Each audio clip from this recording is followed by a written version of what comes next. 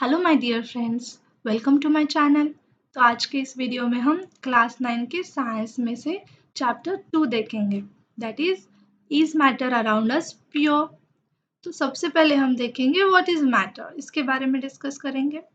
तो matter is nothing but material और substance, यानी anything that we can touch, we can feel और even taste is matter. Matter की simply definition है anything that has mass and that occupies space in the universe is called as matter। तो बच्चों first chapter में आपने जब matter के बारे में पढ़ा है तो उसमें हमने फिजिकल बेसिस पर मैटर के 3 स्टेट्स बताए, that is solid, liquid and gaseous. Okay, physical property पर ये 3 स्टेट्स पढ़ते हैं।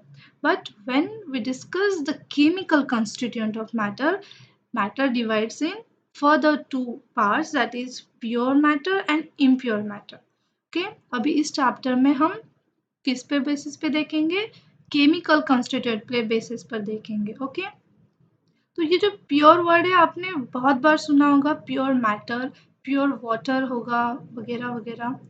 तो the matter which contain only one type of particles is called as pure matter।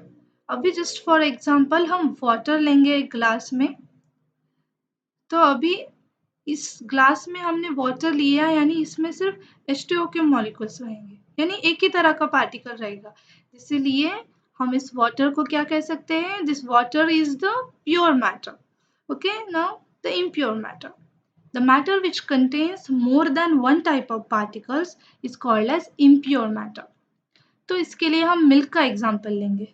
Okay, तो बच्चों मिल्क ही क्यों, मिल्क में पानी का मिलावट किया जाता है और मिल्क में ऑलरेडी मिल्क प्रोटीन होते हैं, मिल्क फैट्स होते हैं और तरह तरह के कंपोनेंट्स होते हैं। ओके, इसीलिए जो मिल्क होता है वो एक ही तरह के पार्टिकल से बना है क्या, नहीं, इसमें मोर देन वन पार्टिकल है। इसीलिए हम मिल्क को क्या कहेंगे, milk is an impure matter. Okay, now this pure matter is again divided in two parts, that is elements and compound। okay, element is made up of same type of atoms।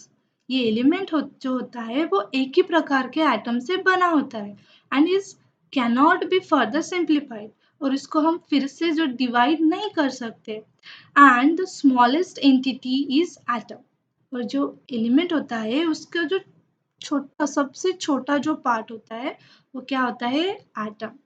यहाँ पे आप example देख रहे हो, hydrogen, oxygen, chlorine, carbon. तो अभी ये जो हाइड्रोजन है इसमें एक ही सिंगल एटम है, इस एटम को हम डिवाइड कर सकते हैं क्या, नहीं, that's why it's called as element. Okay, और आप फर्दर मोर एग्जाम्पल्स के लिए पीरियोडिक टेबल देख सकते हो, उसमें 118 एलिमेंट्स है।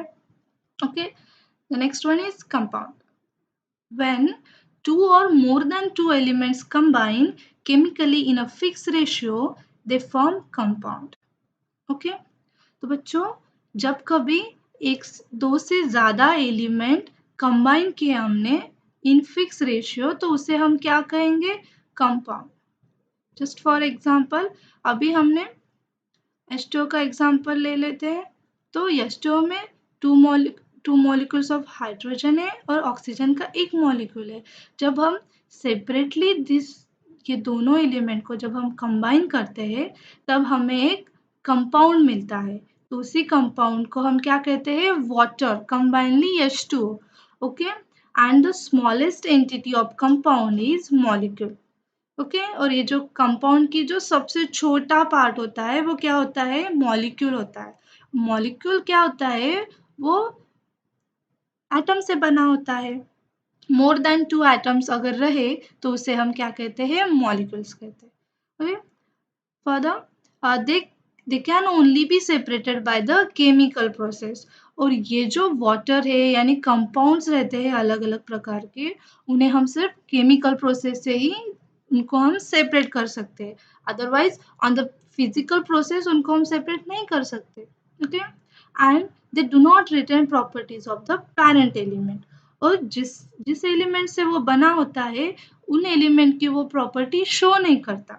यानी अभी आप H2O देखो, H2O किससे बना रहता है, हाइड्रोजन के 2 मॉलिक्यूल एंड ऑक्सीजन का 1 मॉलिक्यूल बन के हमें क्या मिला, मिलकर हमें क्या मिला, H2O। अभी ये जो हाइड्रोजन है हाईली कंबस्टेबल है एंड ऑक्सीजन क्या करता है, ऑक्सीजन बर्निंग में हेल्प करता है। बट जब वाटर हमें मिलता है, क्या वाटर कंबस्टेबल है? नहीं। क्या वाटर बर्निंग में सपोर्ट करता है? नहीं। यानी ये जो वाटर होता है, वाटर का मॉलिक्यूल होता है, वो उनके पेरेंट जो एलिमेंट्स होते हैं उनसे काफी अलग होता है, इसीलिए it do not retain properties of the parent element, ऐसे कहा जाता है, यानी ऐसे होता है। ओके, तो इस कंपाउंड के यहाँ पे एग्जांपल है, दैट इज वाटर जो अभी हमने देखा। Further NaCl, salt, common salt and glucose. Glucose में आप देख रहे हो कि यहाँ पे 6 कार्बन है, 12 हाइड्रोजन है और ऑक्सीजन है 6। Okay, and so these all are the compounds which are made by two or more than two elements. Okay, now this impure matter is again classified in the mixture. Okay, when two or more compounds are merely mixed with each other in any ratio, they form mixture. Okay, अभी जब दो और दो से ज्यादा compound जब merely यानी ऐसे ही अगर हमने मिक्स कर दिए कौन से भी प्रोपोर्शन में, तो उसे हम क्या कहेंगे, मिक्सचर कहेंगे। ओके, यानी अभी जस्ट फॉर सॉल्ट सॉल्यूशन हो गया, एक हमने एक ग्लास लिया, उस ग्लास में वाटर लिया और वाटर में हमने थोड़ा सा सॉल्ट डाल लिया, उसको घोल लिया, तो क्या होगा, वो जो सॉल्ट रहेगा उसमें मिक्स हो जाएगा। और अगर हमने और डाल दिया, मतलब इसका कोई प्रोपोर्शन नहीं है ना, तो हमें विदाउट एनी प्रोपोर्शन हमें एक मिक्सचर मिल रहा है। And also the sugar solution, तो शुगर सॉल्यूशन का भी सेम है, वाटर लिया, वाटर में हमने चीनी डाल दी, उसको घोल लिया, तो this is also not a concentration, ये यहाँ पे नहीं रहेगा, मतलब हम कौन से भी प्रोपोर्शन में उसको डाल सकते, तो उसे हम क्या कहेंगे, मिक्सचर कहेंगे।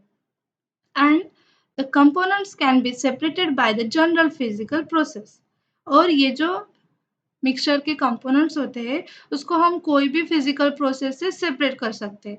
यानी अभी सॉल्ट सॉल्यूशन लिया, ओके, सॉल्ट सॉल्यूशन को अगर हमने हीट किया, मतलब एक पर्टिकुलर टेम्परेचर पे जब हम सॉल्ट सॉल्यूशन को हीट करेंगे तब क्या होगा, जो पानी होता है वाटर इवेपोरेट हो जाएगा और हमें सॉल्ट वैसे के वैसे मिल जाएगा। अगेन अगर हमने सॉइल का मिक्सचर लिया, मतलब सॉइल सॉल्यूशन, सॉइल अगर हमने वाटर में डाल दिया तो आफ्टर फिल्ट्रेशन हमें क्या मिलेगी, मिट्टी और वाटर अलग अलग मिल जाएगा। Okay, so this are all the physical process and it retain the properties of their parent substances, यानी ये जो मिक्सचर होता है वो जिससे बना रहता है उसी के properties after becoming a mixture वो शो करता है। यानी अब ये जो सॉल्ट सॉल्यूशन होता है बच्चों, सॉल्ट सॉल्यूशन, सॉल्ट तो हमने पहले भी चखा होता है और जब हम सॉल्यूशन में डाल के चखेंगे तो हमें उसका टेस्ट भी सेम मिलेगा। Okay, that's why it retain properties of their parent substances. Okay, अभी हम देखेंगे कि ये जो मिक्सचर होता है वो फर्दर किस में डिवाइड होता है। Mixture is further divided into homogeneous mixture and heterogeneous mixture. तो बच्चों ये जो होमो यानी सेम, जीनियस यानी फेज, सेम फेज में जो मिक्सचर रहेगा, यानी which have uniform solution through out the solution.